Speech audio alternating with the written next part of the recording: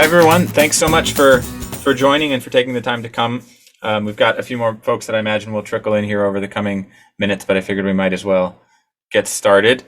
I wanted to first start by making sure that I'm going to turn on the chat here to make sure that that's available so that you can type in any questions that you have as we moving forward here. There's also a Q&A component to this where you're welcome to drop questions in that we'll go through and answer as we move along. My name is John Kamen, and with me is my partner Grace and co-founder of Wholesum. And we're going to take some time to kind of share a little bit about Wholesum, give you a demo of how it works and how it could hopefully help you with your food planning for groups moving forward. I wanted to start things off by just sort of a quick introduction to who we are and what Wholesum is. But as I'm doing that, if you're interested in doing so, and no pressure in the slightest, you're welcome to drop in the chat kind of where you're calling in from, the organization you might work for, and your experience with Wholesum, just to kind of get a sense of the audience that's here. I did look through the registration list for the webinar. It looks like we're around 100 folks that are either attending live today or planning on watching the recording that I'll send out after the webinar is done. And so that's exciting to see. It's folks hailing from a variety of sectors and throughout the country. So we've got a bunch of university outdoor programs, professional outfitters, some summer camps, a few caterers, ranches, and rafting organizations as well. So it's been fun to see that diversity. A lot of folks are calling in from the outdoor sector in general, which is a large portion of the folks that are currently using Wholesum as well. So we'll make sure that we kind of tailor to that world to the best that we can, and go from there. I am going to attempt to load up my a PowerPoint quickly. I was having a little bit of difficulty here a second ago. Can you all see that when are you able to see the PowerPoint now? Great. Okay, so let me get that loaded up. And what I'll do here is just go over very quickly what to expect for today. So first is I wanted to, I'll jump down here just to give you an overview of what we're going to talk about. So a quick summary of Wholesum, who we are, what we do. I want to share with you some recipe ideas and cookbook options that we have that have been compiled from a bunch of Wholesum users that have been using the system for years. Then I want to give a quick introduction to how to use Wholesum. If you're an existing user of Wholesum, some of this might be a review for you, sort of recipe creation, managing your ingredients, creating meal plans, and that sort of thing. We'll talk specifically about dietary restrictions. That's a really big portion of why people turn to Wholesum, because of the growing number of dietary restrictions causing issues throughout industries. And then, sort of time permitting, we'll get into some of the more advanced features that are out there in Wholesum and how to leverage those to streamline things when you have more complex challenges. We do have a webinar discount code that I'll share here at the end, and we'll go through pricings and options. At any point, if you'd like to either chat in the chat or in the Q&A section, feel free to drop your questions in there. We'll try to make time for questions after this initial introduction, and then again at the end as well. And my partner Grace is on to help verbalize questions that come up that might be relevant to what we're talking about if I miss it. So that's the quick overview. Let me jump to a quick summary of who we are and what we're doing. So my name is John Kamen, and Grace Brogan here is with me.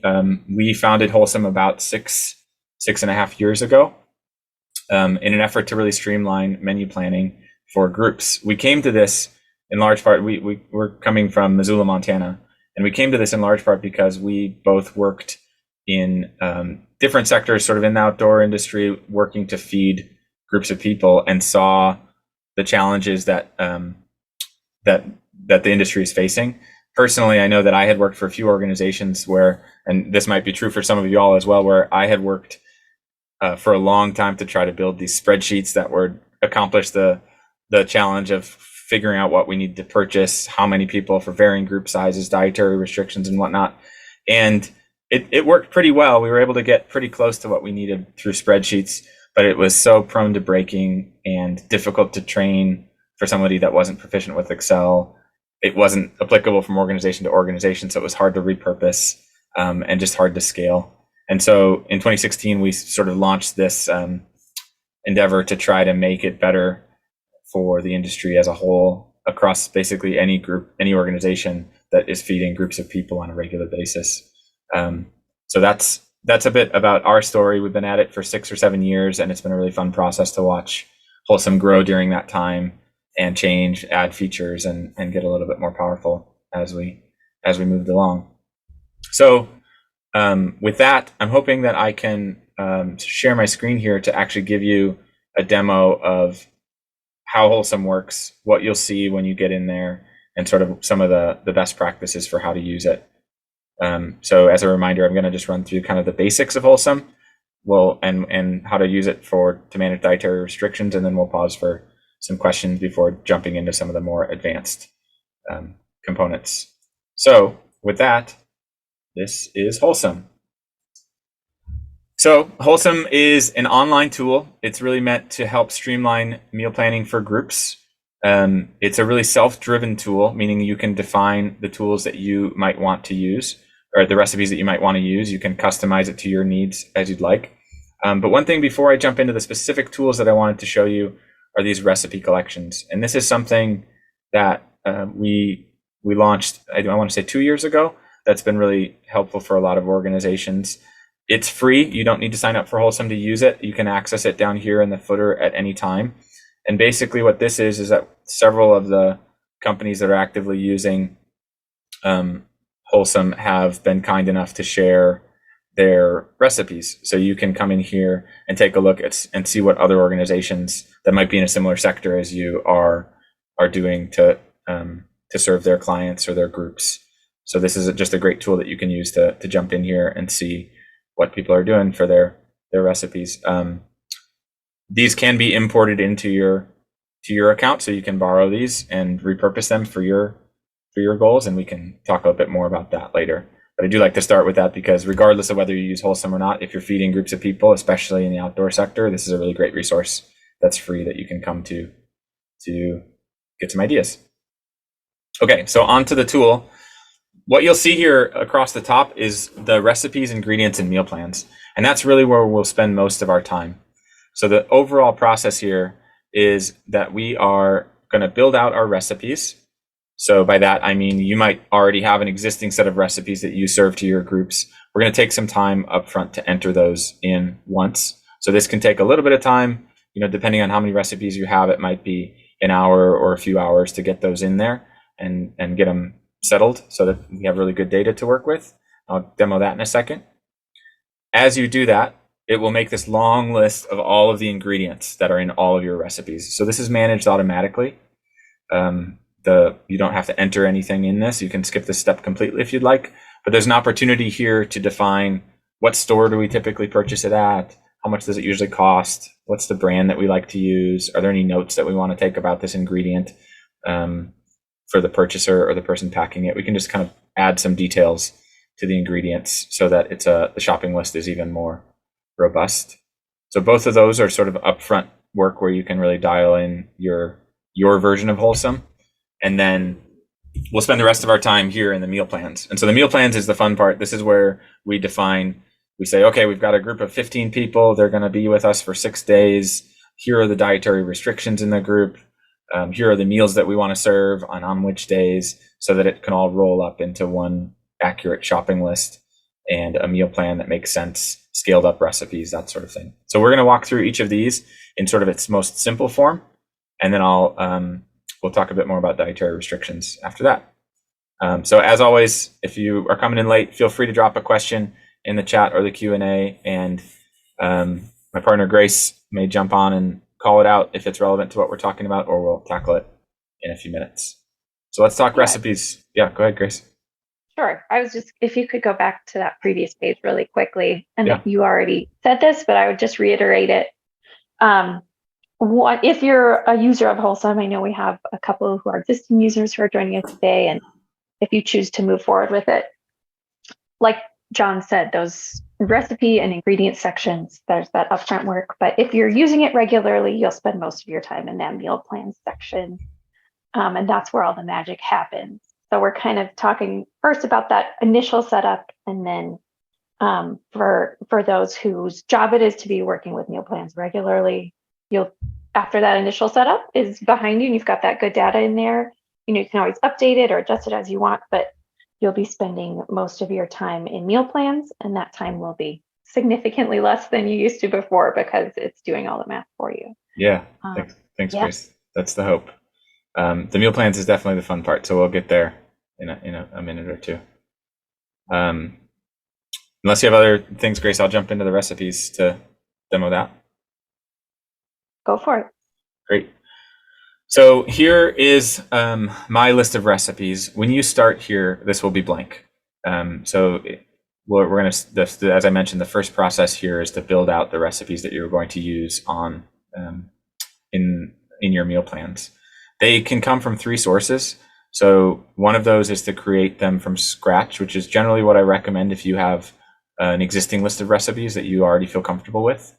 You can import them from all recipes, and then you can also import them from those collections that I shared a moment ago, which is a list of recipes that other organizations are using in their Wholesum accounts.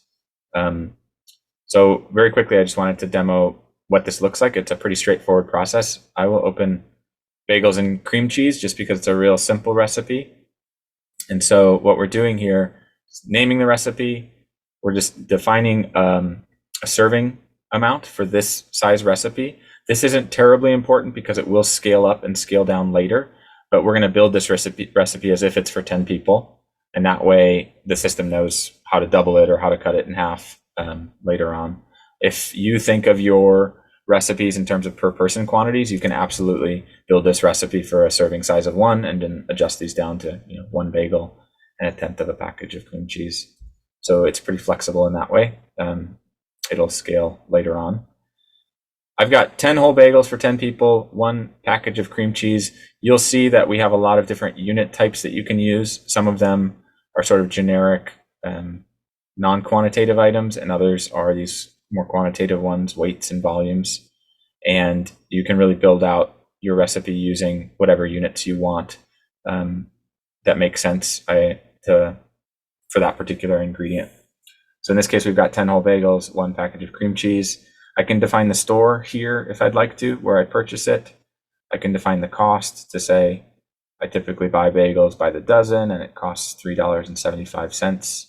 And what this will do is really help identify the cost per serving that we see for this recipe so that you can start getting some clarity on which meals are more expensive than others. And then the last piece here that I want to talk about is the substitute column. So this is a place where you can start to address the dietary restrictions items, and we'll circle back to talk about this some more. But basically, as we're building this recipe, we're going to create a rule that says if somebody has a wheat or gluten dietary restriction, we're going to substitute 10 whole bagels for 10 whole gluten-free bagels. We're going to build it as if we're substituting it for the whole recipe, but in the end, what it'll do is as we build the group out, it will bring just the right amount of gluten-free bagels based on the number of people that have wheat or gluten dietary restrictions. So we'll see this in practice in a second. Similarly, I'm going to do for cream cheese, somebody who has a dairy restriction will bring a jar of peanut butter instead. So that's how we can sort of go through this and build out the rules. A few other components here that you can spend time on if you'd like. We can define which dietary restrictions are present in the group. So wheat and dairy in this case. What's the category? So breakfast for this. If it's relevant, we can add instructions here. So this can be particularly helpful if you've got a lot of seasonal staff who maybe aren't natural chefs and they need a little bit more guidance on how to make a specific meal. These instructions will show up in the final meal plan so that they can use it as some guidance. And then lastly, I'll talk about the tags. This is, you can use it or not. It's basically a way of custom tagging different recipes to say, this is our front country recipe, or this one is a quick meal on the go. And we can do, this is our quick one, and this one's for backpacking. So we can customize our tags that just help us keep the recipes organized and help us more quickly select which recipes we want to add to meal plans. So that's the recipes section. One other piece I'll mention is that as you start typing the recipe name into this, it will populate with a list of the ingredients that are already in other recipes. So the idea is that we want to be really consistent in our naming convention so that our shopping list is consistent, so that we have cream cheese and not a tub of cream cheese and a block of cream cheese and different things like that. So this will kind of force you along the path of being consistent in naming conventions across different recipes. And that's because, as you mentioned earlier, your ingredients list, which you can manage a little bit or a lot depending on what you want, is derived from these recipes as you're making them. So that consistency helps in that sector, that area right there. Thanks, Grace. And I saw, Benjamin, you had a question about adding categories. We don't, this part here, this category section is not customizable, but you can, that's part of why the tags exist, so that you can add custom tags basically to your recipes that might not fall into this set of categories. Okay, on to ingredients. And yeah, feel free to add any questions that pop up as we're moving, and we'll either address them on the fly or circle back to them in a bit. So let's move on to the ingredients list. This is, as I mentioned, this is a long list of all of the ingredients that are in all of your recipes. So as you add recipes, this list will get longer. If you remove ingredients or recipes, this will get shorter. And it's just a place that you can spend as much or as little time on as you'd like to add some notes for the purchaser, like in this column. You can see where these ingredients are being used, in which recipes. If you're shopping from multiple vendors or grocery stores, you can add that store or vendor here. The idea is that the final shopping list will show we can pull lists just for specific stores. And similarly, you can define the department where it's found so that the shopping list is sorted by store and sorted by department, and you can really make purchasing move a lot more quickly. As I mentioned, there's a column to add costs for this as well. This is not so much meant to be an accounting tool, it's more just to give you some sort of cost estimate, to give you a sense of what the meal plan should cost approximately, or what a cost per serving is approximately. So that's most of the ingredients. I see a few questions that maybe we can jump to really fast.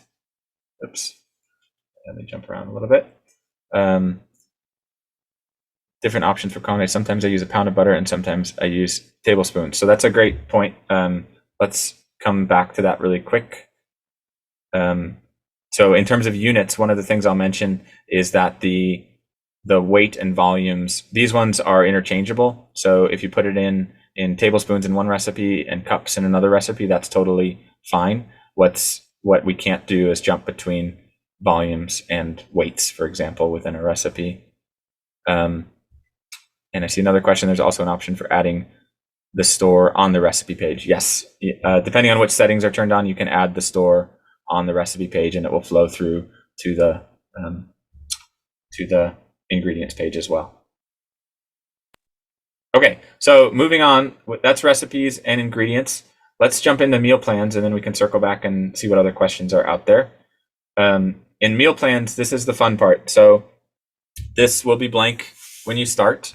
On the left are some folders to keep our meal plans or our groups organized, and on the right are our meal plans that are active and that we've created.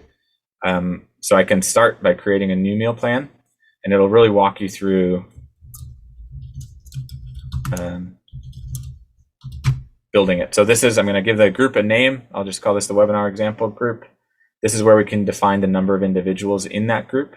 So we'll say this has 15 people in it. You can do it by appetite size if you'd like. Any notes that you want to drop here. A lot of times people use this to drop the specifics, to say, Joey is gluten intolerant and Sally is a vegetarian, or whatever specifics that you want to drop here in a more narrative form. And then this is where we can define the dietary restrictions. So we can say on this group of the 15, 3 of them don't do wheat or gluten, 2 don't do pork, 1 doesn't do dairy, and we'll say, 5 don't do poultry. So you can really define the dietary restrictions on this list that are present in this group. And this list is customizable. So if you want to add or remove items from this, you can. And I can show you that in a bit too. And now let's jump to the actual building of the meal plans. So this is the fun part. We can do it by date or by day. And to say this will be a 4-day trip. And on the left, we'll see all of those recipes that we made. And on the right is the meal planning grid with breakfast, lunch, dinner, and a snack. We can change these column headers if you want to think of these in a different way. And on the left, I've got all sorts of recipes. So we'll do bacon and eggs and bagels and cream cheese and cheese grits. And we'll pull some of these in over here. French toast there. One of the things that kind of going back to the recipe section, we can filter this list now by those categories or by those tags that we created, or filtering to exclude anything that contains these dietary restrictions. So I can just look at our breakfast items. We could add multiples there. I'll just add a few more just so that we can kind of get a sense of our options. And this is just a demo account. So it might not be the most delicious meal plan you've ever seen, but you'll get the idea. John, can you clarify for us what that triangle with the exclamation point means that we're seeing there? Yeah, sure. So this is just flagging that this meal contains an ingredient which is present in one of your dietary restrictions. So it's a potential issue. If you've defined substitutes for this, or if you have other plans to work around it, it's not a concern. You can still add this. It's not going to stop you from adding it to the meal plan. It's just flagging that this has a potential conflict with your group, given the dietary restrictions that are in there. So that's that. Let me add one or two more. I would just reiterate while you're doing that if you're new to Wholesum, like with any sort of information or database, you'd be putting in that recipes up front. We mentioned that before. But for those of you who already do use it or would be using it regularly, this is where you'll be spending your time editing your existing kind of library of recipes based on the groups that you have going. So this is where, after that little bit of upfront work, this is where you'll be spending a lot of your time. We do have one question specific to dietary restrictions. Emily's wondering if there's an option to put multiple dietary restrictions for one person. So if someone is gluten-free and allergic to seafood, how would that be noted? Yeah, that's a good question. So one of the things that is important to remember is this is not, so essentially somebody can exist on this list multiple times. So the question being asked is, how many people in your group don't eat eggs? How many people don't eat fish? So one person could exist on this multiple times. So in the example where somebody is gluten-free and seafood, we could say, this one person might show up here and here as well. And because it's asking the question, how many people don't eat this thing? Yeah, so I hope that makes sense. We can probably run through a few examples, because when it comes to substitutions, there's a few ways to handle them later on. But I think that's a good question. Great. So this is our meal plan. There's one last step here that you can skip if need be. But basically, it's assuming that everybody in the group, all 15 people, are eating everything. And if for some reason that's not true, because somebody's joining the trip late or they're leaving early, or maybe you're serving 2 different options to people because of dietary restrictions or whatever the case, you can scale these back to say only 12 people are eating this or 11 people are eating this and only 14 people are having that. So this is a tool to basically scale back on certain meals if that's appropriate. So with that, we're going to save it. And this is the final output. There are a few ways to view this. We can look at it on the screen. There's a spreadsheet that you can download that I can demo and a PDF, but let's start with a PDF.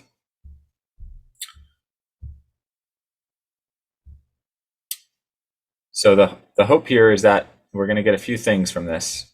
This is the final shopping or packing list.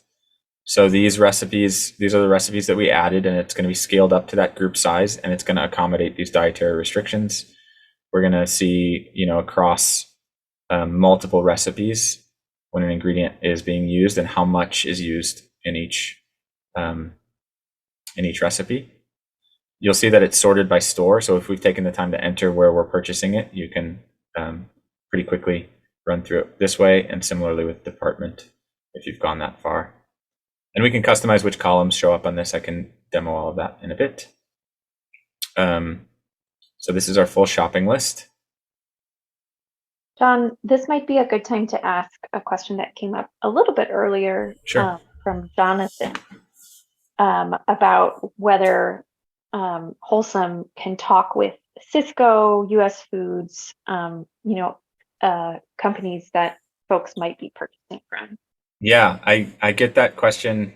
I feel like I get that question once a month, so it's probably inevitable that we're going to have to figure that one out. But right now, there's no communication with an external purchasing party. What we have seen is that if you label the ingredients and the units in a way that can be translated pretty easily, it can, depending on the food vendor, they can receive it as a PDF, or it becomes pretty quick to enter those items into the system. But right now, there's no direct communication with those tools. At this time, so many different companies are using so many different sources. Some people are going directly to the grocery store, while others are purchasing from Cisco. That it hasn't been something we've been able to do at our small company. But again, we are always listening to what folks need. But at this time, like John mentioned, there's a couple of really quick ways to get that information to whoever you need to get it to. Yeah, great. Thanks, Grace. So that's the shopping list. I'm going to scroll down. This is the calendar plan. So this is really similar to what we had built in that step where we figured out what we were eating, and you can also see how many people are being served for that specific meal. And then the last section here is the actual recipe details. So these are going to be scaled up. This is what bacon and eggs looks like for 15 people. Here are the instructions that we typed out. Here are the quantities that are scaled up for the appropriate amount. If we have, see if I can scroll down a bit, if we've assigned substitution rules. So for example, here, I showed you the bagels and cream cheese recipe. We have 3 people in the group that are gluten-free, and so it'll give us the substitutions here as well for the quantities that are needed based on those substitutions. So as you see, the first part of this PDF is that shopping list, or that packing list that folks would be using when they're getting the food organized. And then that second part are the actual recipes that whoever might be making those meals, front country or back country or where have you, would be using, and the information that they would need to do that with. Yeah, great. So that is Wholesum in a nutshell. I mentioned that I wanted to talk a little bit about dietary restrictions, and we've touched on that to some degree already, so I won't go too in depth. But since that's one of the biggest pain points for folks in the organization, I did want to talk about a few of the tools that are out there for us to manage this. Hey, John. Yeah. Would this be a good time? We have a couple of folks with questions about total cost or prices. Would this be a good time to talk about that, or should we keep that until the end? About the cost column? Yeah. Yeah, sure. Sure. So Sheila was wondering, can you see the total cost of a meal in a spreadsheet or on a page so you can compare? And Jonathan was wondering if price tracking is hand keyed, so therefore needs some periodic audits for accuracy. It does, yeah. So to the second question, it is hand keyed in there and needs some audit periodically to be updated if you want it to continue to be accurate. It's meant to be sort of an estimate so that it's likely not going to be terribly precise when you roll all of this up, but it'll give you a ballpark figure for what you might expect. And then in terms of the spreadsheet piece, there isn't one here to compare recipes, though I think that's a wonderful idea that I'll take note of to see the price per serving. But you can see it on the meal plan itself. It will roll up and give you a total cost expected for that meal plan. If you've taken the time to add your costs in, it will roll up the total cost for the group that's expected. So that's kind of where those roll up to, as you can see them on the right here. And we had Yeah. one more question on the recipe creation step. That first step that anyone who's new to Wholesum would be doing, or if you're adding a new recipe to your existing library of recipes. Yeah. There are ways to import recipes, is what Sheila is wondering. Yeah. Right now, like from a spreadsheet, there is not a way to import them into Wholesum. So it's basically to create them manually here, or we can import them from other sources, such as all recipes or the collections, but not from a spreadsheet currently. Yeah. We have just found that everyone's spreadsheet and the way they're organizing the ingredients and the measurements of those ingredients is all so idiosyncratic that the power you get by having that consistency once they're in here, and the way that this system is able to kind of combine those ingredients and kind of urge you along the way to be consistent, is most powerful and makes everything most accurate this way. It does take a little time up front, but once it's done, it's done. And then they're in there, and then you're managing most of your work in that meal plan section from there on out. Yeah. Great. Thanks. And to that point, it's so critical that this step is done cleanly, where the naming conventions are consistent across recipes, the units used are consistent across recipes, or at least consistently volume, or consistently weight, or consistently a certain kind of unit, so that those shopping lists are clean. Because what we want to avoid is, for example, having a shopping list that says 1 pound of shredded cheese and 3 cups of shredded cheese and 1 block of shredded cheese, all on the same shopping list. That doesn't provide the guidance that somebody might need to accurately purchase the right amount. And so by entering them manually, it'll really guide you along the way to say, like, here's the naming convention used in other recipes, here's the unit type that's used in other recipes, so that you can be consistent across them all. Yeah. So yeah, go ahead, Grace. Sorry, one more question before we dive into Sure. The details around dietary restrictions, because I know that's of interest to a lot of people. Ben was wondering if Wholesum tracks inventory. It does not currently track any inventory right now. I have seen people use the ingredient notes as a placeholder for that, to basically capture inventory notes for these items when they do an inventory audit. But there's no automatic inventory tracking system that's built in right now. It's mostly focused on the like purchasing quantity and packing quantity that would be needed for a meal plan. Great. So are there any other questions, Grace, or I can jump into dietary restrictions? You are good to go. Thank you for. Yeah, no worries. Great. So I demoed these tools already briefly, but I wanted to talk about them with a little bit more time, just because it's such an important issue in this industry. And so there are really, I typically think of there being sort of 3 different ways that you can manage dietary restrictions in a group. And at your organization, you're probably using one or multiple of these.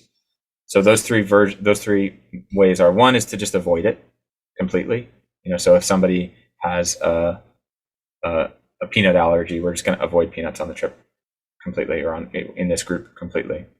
The second way is to substitute ingredients within a recipe. So I kind of showed you that with the bagels and cream cheese, where everybody's having bagels and cream cheese. Everyone's having this recipe, but we might substitute some of the ingredients when somebody has an allergy or dietary restriction.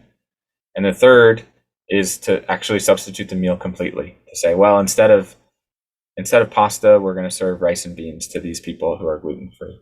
So again, those 3 mechanisms are like avoid it completely, substitute ingredients, or just substitute the meal completely. And so I wanted to show, especially focused on number 2 and number 3, the ways in which we can substitute ingredients is this substitute column here, which I demoed. And you can, within the settings, I'm jumping over to the settings now, we can define which of those dietary restrictions we care about and want to track. So this is a place where we can add in different dietary restrictions we want to use.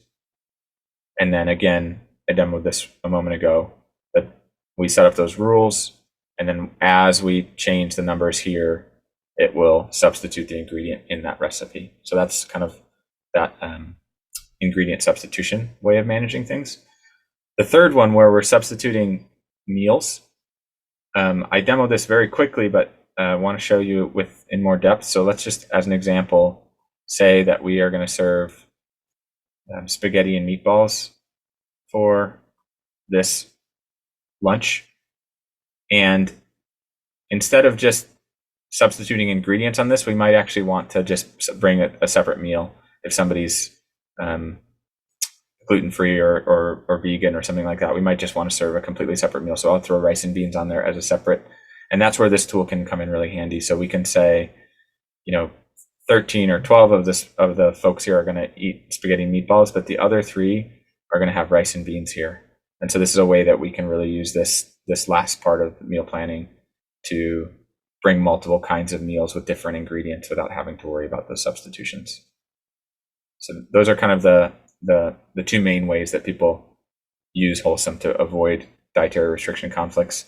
The first one, just full avoidance, you can manage through this drop down here to just say, like, let's just remove anything that has tree nuts completely from the recipe list. And now they're completely hidden. So as you're planning your meal, you can really just remove those items. So those are kind of the 3 different tools that are out there to manage dietary restrictions in a group. And I think this would be a good, we tackled a lot of the questions sort of in real time, so I'm not sure how many more there are, but this might be a good time to pause to see if there's any questions that pop up related to sort of the introductory version of this, and then I can get into some of the more advanced features here in a minute. Yeah. So I see a question from Moondance saying, when a group has an allergy such as nuts or celiac, our leaders sometimes eliminate that from the entire session's meals. If a student has one of those allergies, is there a way to mass substitute that allergen? So I'm not sure if that, if my demo just answered that question, but my hope is that the substitution rules really allows for you to either avoid that completely or to do substitution rules based on the number of people eating it. So there's not a way to force substitutions on the group unless you were to pretend that the entire group had a specific allergen. So that would conceivably work too. Chime in if that didn't answer your question though, Moondance folks. What other questions do we have out there, Grace? John, we've got one person hoping to look at the ingredient page, please. Sure. So if you could maybe go in there and start poking around, and maybe while you are, we have a question about what onboarding or support looks like after signing up.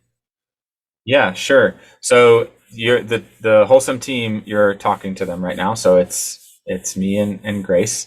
And typically what happens is with a standard organization is that we'll do one of these webinars to see if that's sufficient. And if not, we'll do a one-on-one demo with you or the team to sort of make sure that you feel comfortable with all of the components that we've been talking about here, talk about your sort of idiosyncratic needs and issues, and then go from there. And then we can provide those recordings to you for future use or training as needed. There is also, I'll keep this ingredients open on another tab, we have a fair bit of documentation with videos and different topics here in the support section of the website, so you can always refer to these.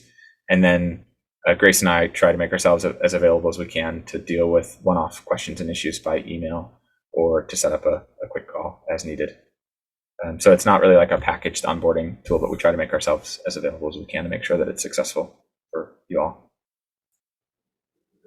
So a follow-up question on that ingredients page from Kevin. Yeah.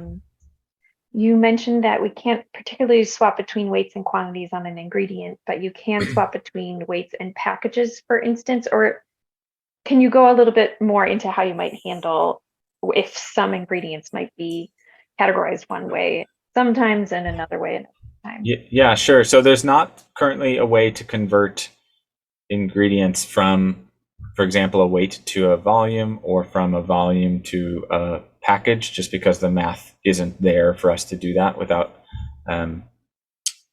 defining it. And so they will be convertible between weights. So if it's a pound in one recipe and an ounce, a weight ounce in another recipe, that's totally compatible. Similarly within volumes. If you have a business need where you are actually purchasing from different vendors, some by weight and some by package, then what we typically recommend is really building the recipes out with the purchasing quantity in mind. And if they are in fact different, then you can name the ingredient differently. So occasionally we'll see somebody put an ingredient in that says like 1 can of tomatoes, and that might not be sufficient to guide the person purchasing it to know exactly what size can that they use, for example. And so you can name the ingredient to say, can of tomatoes, parentheses, 12 ounce, or to add a note here to say, to give some instruction on which kind of can they should buy if there's a specific brand or size. So there's some kind of ways to manage these things that kind of cross unit type. So I'm not sure if that answers your question, but there's some flexibility there, even though it won't auto convert. Yeah. And Kevin, if you have further questions, we might on this particular topic, we might wait and hold those until the end. But I think these types of questions come up, and what we've found over the last almost 7 years is this method is the most powerful way to get you the information you need.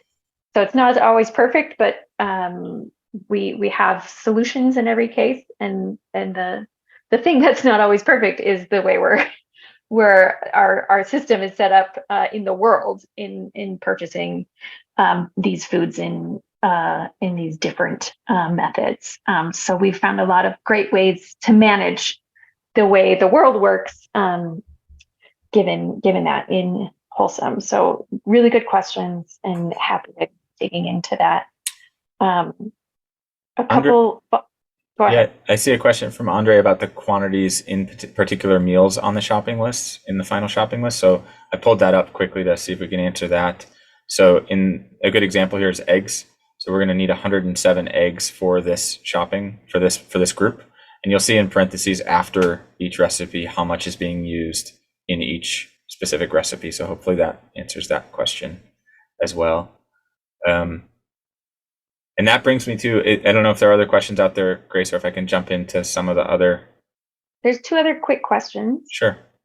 One about perishability, if there's a way to organize meals by perishability for long trips. Perhaps, Benjamin, you're referring to maybe there's some cheese or some meat that you'd be hoping to use at the beginning of a trip, and then some pasta or grains or something that you'd be using towards.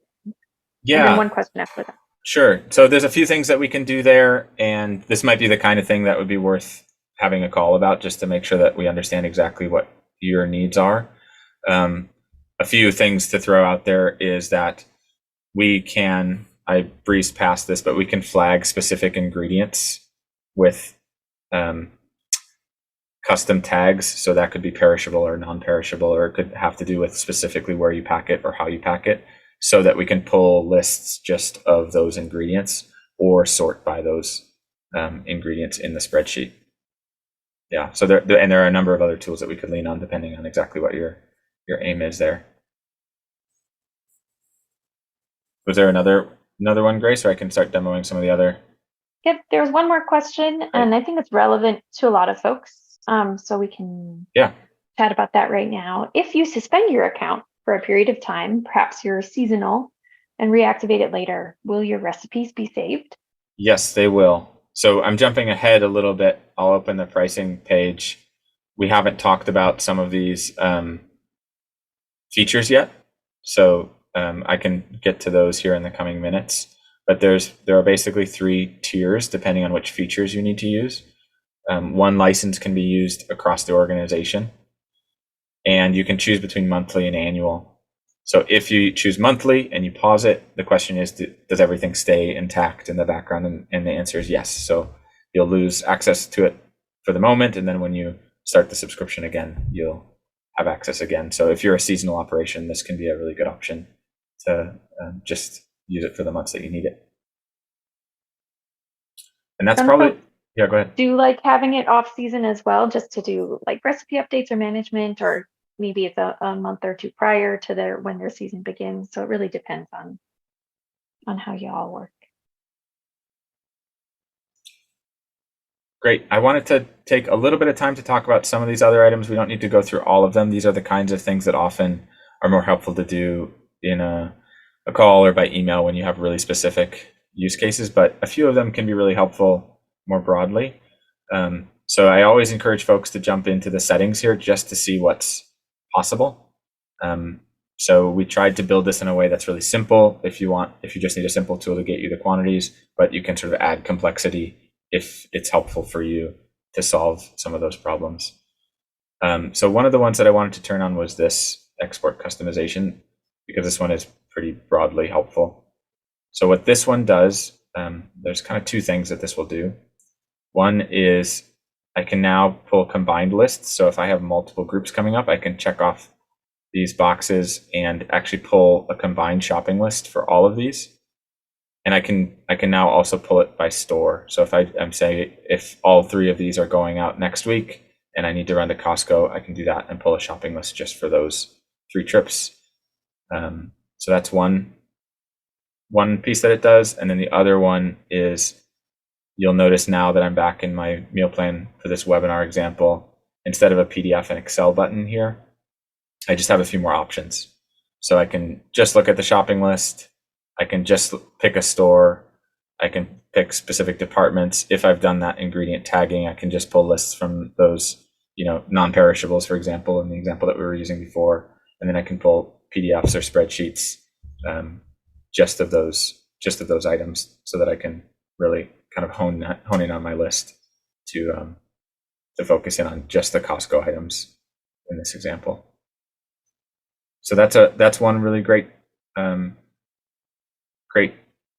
tool to kind of put a little bit more power in your shopping lists. A few other ones as it relates to the meal plans that I wanted to talk about. One is your ability to clone these. So what we see a lot of organizations doing is that they might have a set kind of experience. Maybe it's visitors that come for a week, or maybe it's a 5-day trip, and they're repeating this sort of type of experience a lot. And so rather than creating each one of these from scratch, what a lot of them will do is create some templates, and then they'll lock down those templates so that nobody can edit them without unlocking them, and then just use the cloning tool to, now I've got an exact copy of this meal plan that I just made, and I can come in and tweak the meals being served, adjust the dietary restrictions, and that way you don't have to start from scratch each time you have a repeat type of experience. So that clone tool can be really helpful. There are a few other items in here that we can dig into if there are any questions on them. I don't want to spend too much time on them, but just to point out that we can adjust what columns we can see. We can adjust the default labels and dietary restrictions, as I mentioned. If those decimal points that you may have seen in the shopping list are problematic for you to have, see if I can find a better example, but if having 1.7 boxes of pasta is problematic, we can turn on ingredient rounding so that you can set up rounding rules to always round to the nearest integer. There are a lot of tools that we can turn on for packing to document either tagging ingredients for where they should be packed, or making notes for each ingredient to say, this one always goes in the meat cooler, and this one always goes in the dry box, or whatever it is that you may need to do there. And then manage the multiple users one, I think, is one worth talking about as well. This is, as I mentioned, with the pricing that I shared here, you can use this across an organization with just one license. But occasionally it's really helpful to have a second or multiple licenses where you actually restrict access, because entering your recipes and ingredients is so important that you get that right and that it stays clean. Occasionally it's helpful for seasonal staff or interns or students or whatever the case is to just have access to meal plans and menus and not to edit or delete or adjust ingredient details. So you can have a second license that's sort of more restricted. The last few things to touch on that I'm happy to dive into if there are questions is batch recipes.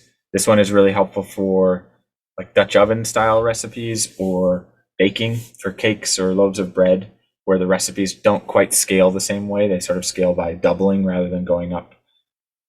Rather than making an infinitely larger and larger loaf of bread, you might just double to make 2 loaves of bread or 2 cakes or those sorts of things. So this is a tool. If anyone wants a demo of that, I can share. There's also examples of it in the support in our documentation. And then the final piece is that there is a smartphone app, both Android and iPhone, and we're coming out with a new version of it here in the coming weeks.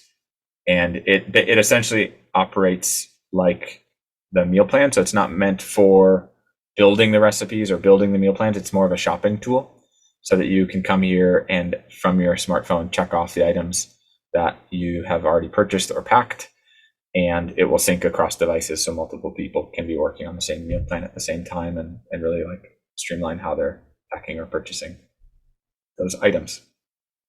So that was a lot that I just threw at you, and we just have a few minutes left, but I wanted to make sure that we took a little bit of time for any last questions or concerns that came up. John, while we're waiting for folks in case they do have questions, do you want to head to the user stories section? Sure. I know if you're brand new to Wholesum, that really is kind of a flood of information. The more you dig in, the more it makes sense. We've designed it to be as powerful as you need it to be, while still trying to keep it simple where simple makes the most sense. All of that to say, for folks who have spent years working with us, the user stories really sum up how it actually affects their organizations and their staff. Yeah, and my hope is, I mean, our general hope is that it does streamline your processes, make things a little bit cleaner, reduce food anxiety from the folks that you're working with, maybe build some consistency year over year with changing staff and those sorts of things. We also have found, it's been a few years since we sent out the survey, but we found somewhere around 15 to 20% reduction in food waste once people get moving on Wholesum. And so that scaled out over a year or over a season can really make a big difference, aside from the time savings that can really come from it. So my hope is that it works well for you. And we're always here for questions if you have them. I did want to share, let's see if I can drag this over. I did want to share a code as well. So we always appreciate you all coming to take the time out of your day to come attend these webinars. And so if there's anybody who's thinking about subscribing in the coming few weeks, this is a code that you can make active for new accounts. It'll be valid through the end of this calendar year, and it's good for 20% off any plan that you sign up for the coming 12 months. And as that also said, anytime you sign up, you also have access to a 2-week free trial to get in there and kind of play with all of these features. Yeah, that's an important piece that I skipped past, Grace. There's the 2-week trial. You can sign up for at any point. There's no credit card required. It's not going to auto bill you or anything like that. It's just meant for you to kind of experiment with it. We really do want you to give it a test run to make sure it's the right fit for you before you sign up. So there's that 2-week trial that you can run through, and if it's not the right fit, that's no sweat. And if it is, you can sign up after that time. And I put my personal contact information here that you're welcome to reach out if you have specific questions, if you want to set up a demo or training or anything like that. And we also will reach out with, we'll follow up here hopefully today or tomorrow with a recording of this webinar so that you can reference this at any point as well. And we'll point you toward some other training resources that are out there for specific questions too. And in that follow-up, will you be including that code as well? Yeah, I can do that for sure. Great. Unless there are any other questions, I just want to say thank you for your time, and really appreciate you coming. We'll stick around here for a few minutes for any last minute questions that pop up.